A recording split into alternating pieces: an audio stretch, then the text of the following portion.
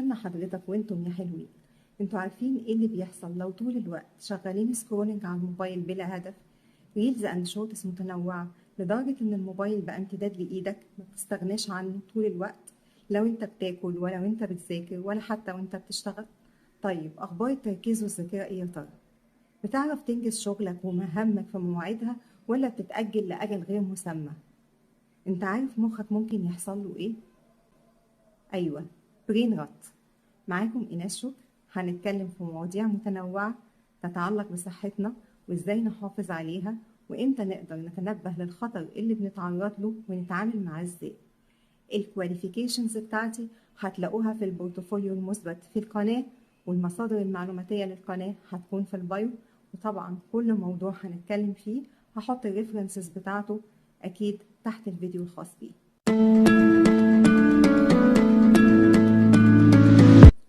موضوع النهاردة عن ظاهرة تعفن الدماغ اللي اعتمدتها جامعة أكسفورد ككلمة العام 2024. هنقول أعراضه، وهل هو ديزيز يعني مرض ولا ديسوردر يعني اضطراب سلوكي بيؤدي إلى تأخر القدرات العقلية، وإيه طرق الوقاية منه، وهنتكلم عن بعض الخطوات البسيطة اللي ممكن نتبعها كخطة علاج بإذن الله. الحقيقة مصطلح تعفن الدماغ مش جديد، ده ظهر من 1854 ميلاديا عن طريق العالم هنري ثور اللي عاش في بدايات الثورة الصناعية، ولاحظ إن الاختراعات الحديثة زي التلغراف والتليفون اللي كان تم اختراعهم على أيامه قللوا من القراءة والتفكير العميق. طبعا حاليا بعد ظهور الإنترنت وتنوع السوشيال ميديا زي الفيسبوك والتيك توك والتويتر وخلافها وسهولة الوصول لأي محتوى طول الوقت، لاحظ العلماء انتشار ظاهرة تعفن الدماغ واللي بقى لها أسباب وأعراض واضحة، وقالوا إن تعرض المخ لمحتوى رديء عديم القيمة لفترات طويلة بيأثر على قدرات المخ التحليلية والذاكرة والتركيز، والمشكلة إنه بيتحول لإدمان للو كونتنت ده. طيب إزاي بيحصل الإدمان ده؟ لقوا إن مشاهدة الريلز والشورتس دي باستمرار بتعرض المخ لشوتس أوف دوبامين أو دفعات صغيرة من الدوبامين اللي هو هرمون السعادة أو المكافأة عندنا، واللي المفروض المخ بيفرزه بعد أي إنجاز للإنسان، بعد مثلا ما تخلص امتحان وتحل كويس أو تنجح في مشروع تبع الشغل. مخك بيفرز الهرمون ده لتشعر بالسعادة مقابل الإنجاز اللي انت عملته.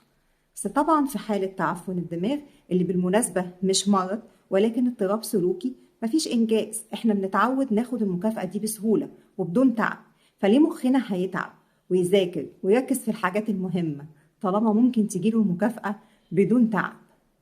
وهنا يحصل الإدمان. ولكن زي أي نوع إدمان بندخل في حلقة مفرغة، ومع الوقت بتبقى عادة بتضيع وقتنا بدون حتى ما نحصل على الشعور بالسعادة زي الأول. بالعكس، ممكن يتحول شعورنا لإرهاق ذهني وكرونيك ستريس أو ضغط عصبي مزمن يوقفنا عن أداء مهامنا اليومية. والحقيقة ما نقدرش نقول إن الاضطراب ده يصيب المراهقين بس، هو ممكن يصيب الأطفال وكبار السن وأي شخص بيتعرض للمحتوى التافه بصفة مستمرة. طيب إيه هي الأعراض؟ 1. لو بتقلب في الموبايل تشوف ريلز وفيديوهات تافهة طول الوقت حتى أثناء وقت الشغل أو المذاكرة. 2. short attention span، يعني مفيش تركيز في شغلانة مدة طويلة، دماغك مشتتة، ما بتعرفش تخلص مشروع شغل ولا تقرأ كتاب كامل ولا حتى بوست طويل هادف. 3. الذاكرة بتتأثر، تبدأ تنسى المواعيد والمناسبات المهمة.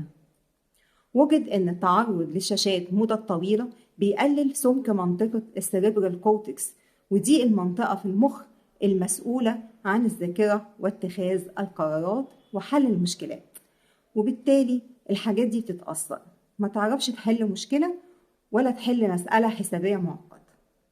رقم 4. زيادة التوتر والقلق. طيب إيه هي طرق الوقاية؟ ودي مهمة جدا. طبعا مش هقدر أقول نتجنب الشاشات نهائيا، لأن وسائل الاتصال دي بقت أساسية في حياتنا ونعتمد عليها في شغلنا بشكل كبير، لكن ممكن نعمل الآتي. رقم 1.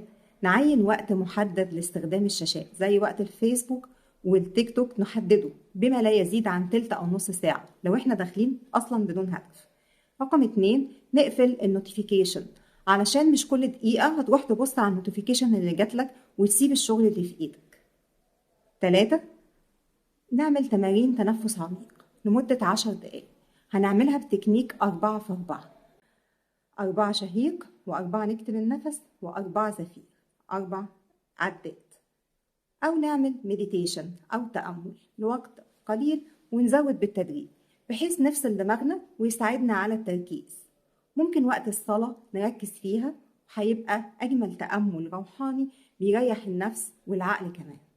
الأبحاث لقت إن التأمل بيزود كثافة الجراي ماتر في المخ، واللي بيحسن القدرة على التعلم والتذكر. رقم 4، ممارسة الرياضة بتزود تدفق الدم للمخ وبتساعده على التركيز، خاصة بالنسبة للمراهقين. للمراهقين احنا بنتارجت حوالي 1.5 ساعة من النشاط الرياضي 5 أيام في الأسبوع على الأقل. رقم 5، القراءة. نقرأ كتاب، جريدة، وده بيقلل تدهور القدرات الإدراكية مع السن. سوري يا جماعة، عارفة موضوع القراءة الورقية ده صعب شوية خاصة مع أجيال الإنترنت. رقم 6، نقلل عمل أنشطة متعددة في نفس الوقت، اللي هو المالتي تاسكينج، واللي هي مشكلتنا كلنا، واللي بتزود معدل الاسترس الواقع علينا وبتقلل الإنتاجية، ومع الوقت بتأثر على الذاكرة والقدرة على التركيز والتخطيط والتنظيم. يعني نحدد أولوياتنا ونخلص حاجة حاجة. رقم 7، زيادة التفاعل الاجتماعي الفعلي، مش على مواقع التواصل. تواصل مع الأقارب، مع الأصدقاء فعليا، ده بينشط مواقع في المخ وبيقلل فرص الإصابة بالاكتئاب اللي بنلاحظ وجوده في الدول الصناعية الكبرى اللي ما فيهاش تواصل اجتماعي فعلي، وللأسف بدأ يظهر عندنا في مجتمعنا بعد انتشار الإنترنت والسوشيال ميديا. رقم 8، نقفل كل الأجهزة ونقضي وقت في الطبيعة.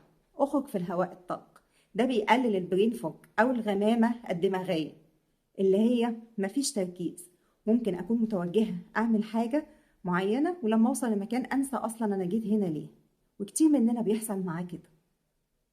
وجدوا إن الخروج في الطبيعة بيحسن المود وبيزود التركيز الكلي.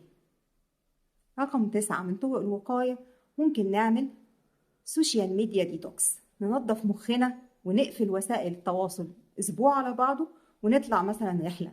في دراسة اتعملت على مجموعة مراهقين عملوا كامبينج في الطبيعة لمدة 5 أيام بدون إنترنت، وجدوا إن قدراتهم الذهنية فعلا زادت بشكل ملحوظ. تريتمنت. المفاجأة الحلوة إن تعفن الدماغ ده ريفرسبل، يعني ممكن يتعالج، ومش في شهور، لأ ممكن في أيام. في مقولة بتقول Your brain is like a muscle, either you use it or you lose it. والدراسات بتقول إن الأنتيدوت is self-education. ليه؟ ده لسهولة توافر مصادر المعرفة، نستفيد بقى بالإنترنت، ولأن التعليم بينشط التحفيز الداخلي أو الانترنسيك موتيفيشن، يعني بيخلينا نتحفز علشان نطور من نفسنا. وهنا خطة بسيطة عشان نتعلم حاجة جديدة.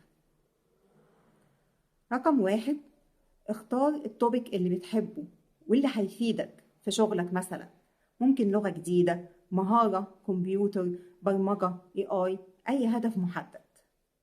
تاني حاجة، حدد مصادر معلوماتك، اختار كتاب معين أو مرجع معين هتقراه، خبير واحد في الموضوع اللي اخترته هتتابعه باستمرار. لو وجد مجموعات تواصل تعليمية متعلقة بنفس الموضوع يبقى زي الفل. كده مخنا بيعمل فوكس على موضوع واحد، فخلاياه تنشط وتزيد في العدد. تالت حاجة، نطبق خطة التعلم اللي حطيناها. الديسيبلين أو الالتزام هو أساس نجاح أي عمل. رابع حاجة، هنسجل التقدم كل يوم، وده هيدينا شعور بالإنجاز ويرفع الدوبامين فنشعر بالسعادة. في ظاهرة اسمها Shiny Object Syndrome. مفادها إن الصح إن إحنا لما نتعلم مش إننا نتعلم 100 حاجة بدون هدف، إنما الصح نتعمق في تعلم شيء واحد ونوصل فيه لمرحلة جيدة. أكيد سمعنا عن اللوغاريتمات اللي بتستخدمها المواقع الإلكترونية علشان تحدد المحتوى اللي انت بتعمل عليه سكرول علشان تقدم لك محتوى شبهه. ودي من أكتر العوامل اللي بتزود الوقت اللي بتقضيه على المواقع دي. في 3 خطوات ممكن نعملها عشان نعمل algorithmic detox. أول حاجة نقلل المحتوى التافه ونزود المحتوى النافع، ودي هتبقى حاجة إرادية إحنا هنركز فيها. تاني حاجة نحط حاجز بين الحياة الواقعية والعالم الافتراضي بتاع السوشيال ميديا، يعني أثناء المذاكرة أو أداء المهام نبعد عن التليفون. تالت حاجة نملى وقتنا زي ما قلنا في خطوات الوقاية بأنشطة رياضية وتعليمية مفيدة. في نهاية الفيديو أتمنى أكون وصلت لحضراتكم معلومة مفيدة، ولو حد تعرفه عنده أعراض البرين رot ياريت تنبهه وتحاول تساعده. دمتم بصحة وشباب متجدد.